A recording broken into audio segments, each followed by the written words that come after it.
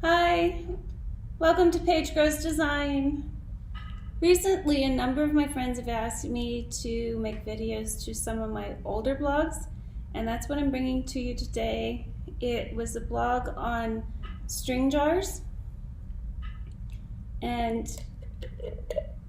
it just takes a ball of string, miscellaneous jars, vintage postcards, and eyelets, and it's a nice way to contain your string, keep it from unraveling in your drawer.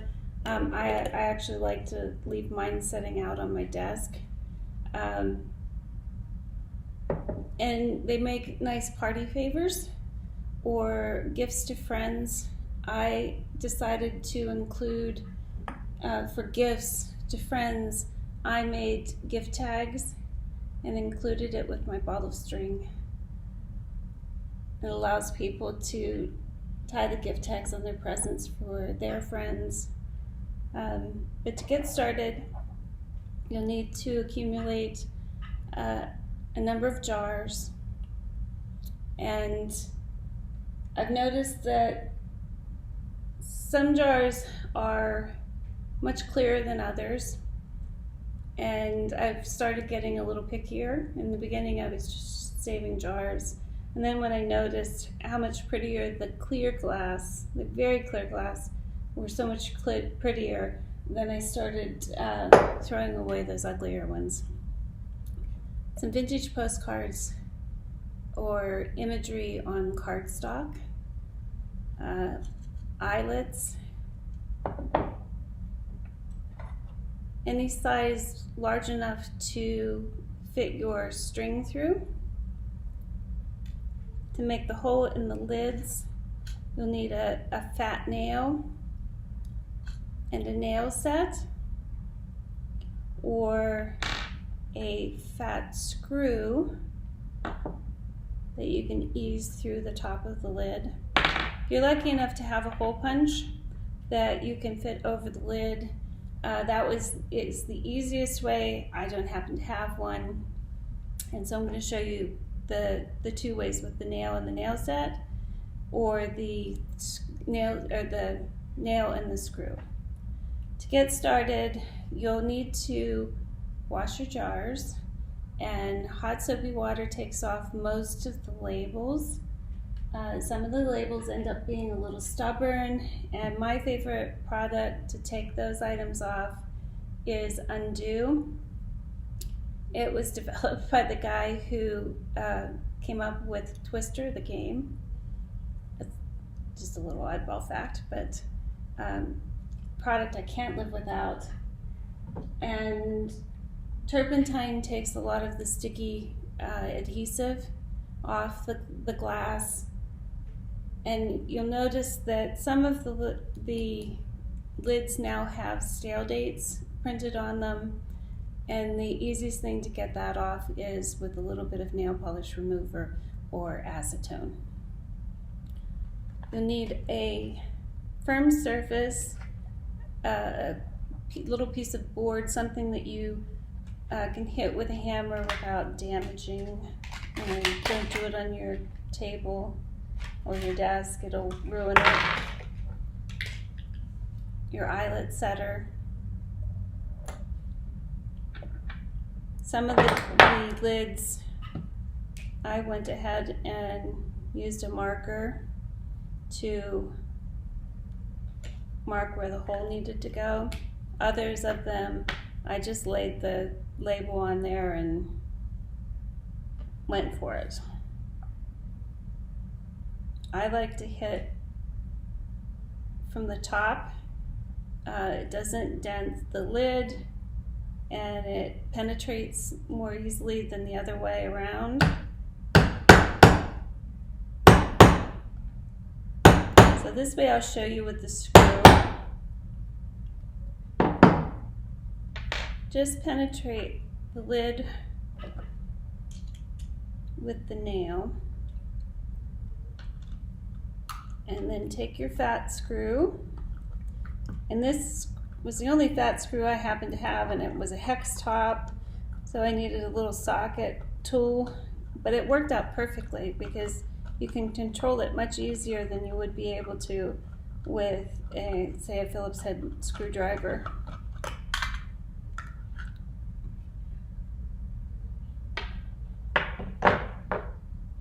Now sometimes this little back portion is a little sharp and is raised, and I just use a hammer and whack it.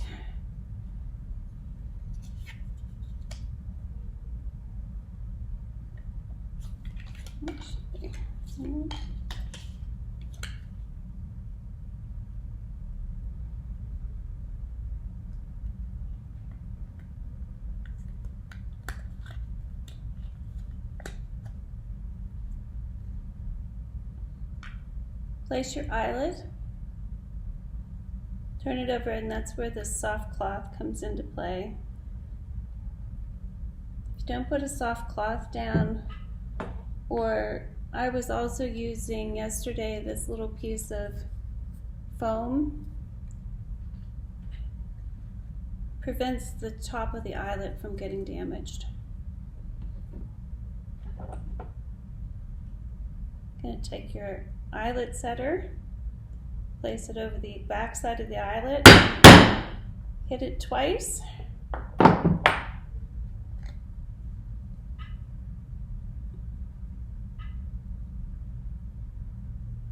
and it just folds that back side down, leaves it smooth, and from there you will either place a ball of string like this in the jar. These taller jars are nice to fill up with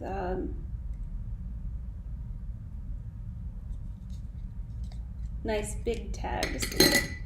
You can make larger tags for these bigger jars.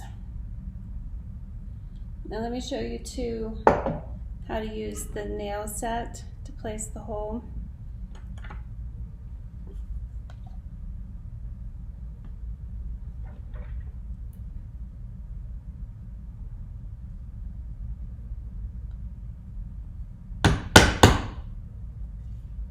You're going to start with that nail.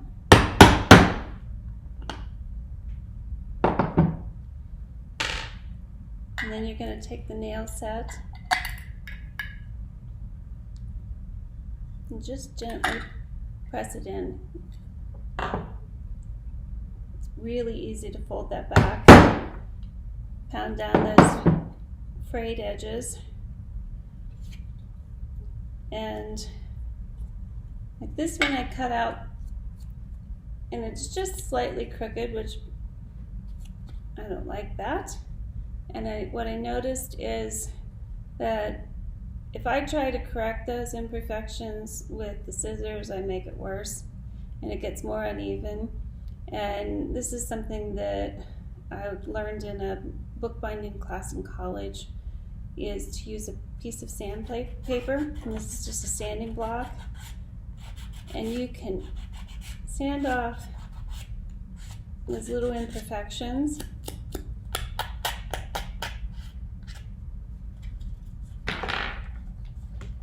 Now, if you're really great with scissors, you won't have to worry about that, but I am not.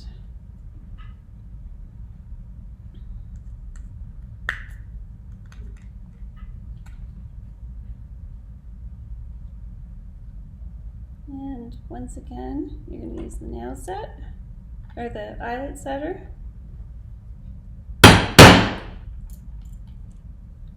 Fold that back down.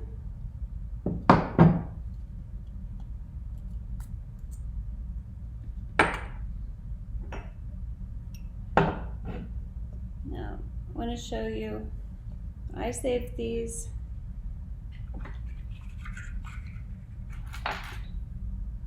I bought a bunch of honey spoons to put in your hot tea, and when they melted off the stick, I saved the sticks, and I used them to slip these spools of twine over, top it off with a pretty little bead, drop it down in your jar.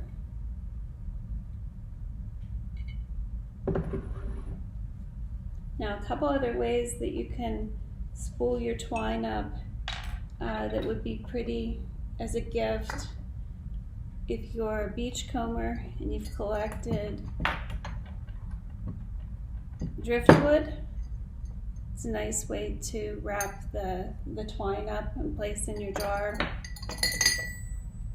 Vintage fork or an antique fork, just happens I found this at a thrift store, and it matches my sister's pattern, and so I thought I would make a jar for her and wrap her string around the fork that matches her antique set. Antique hat pins. I had a drawer full of vintage doorknobs that fit perfectly in my jar, and thought I had one more item. I just thought I had one more item for you. In the end, if you want to happen to be wearing this little costume jewelry ring, I had a bunch of my grandmother's costume jewelry that I received when she passed away.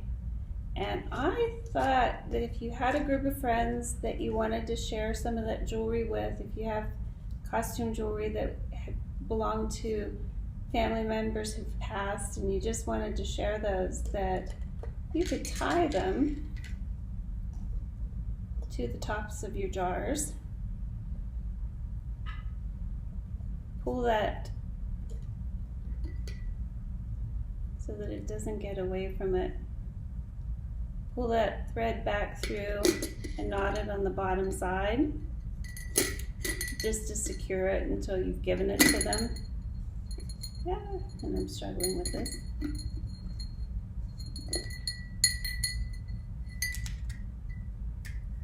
But that could be a nice little gift as well.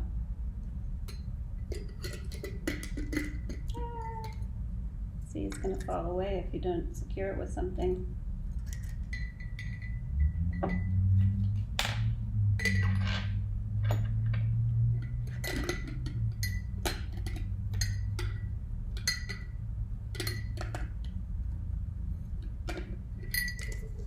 Voila.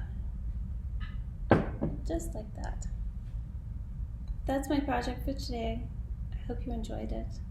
And if you want to get some inspiration for gift tags to put on the inside, that'll be my next video. And other than that, I hope you come back and join me, and have a great day. Bye.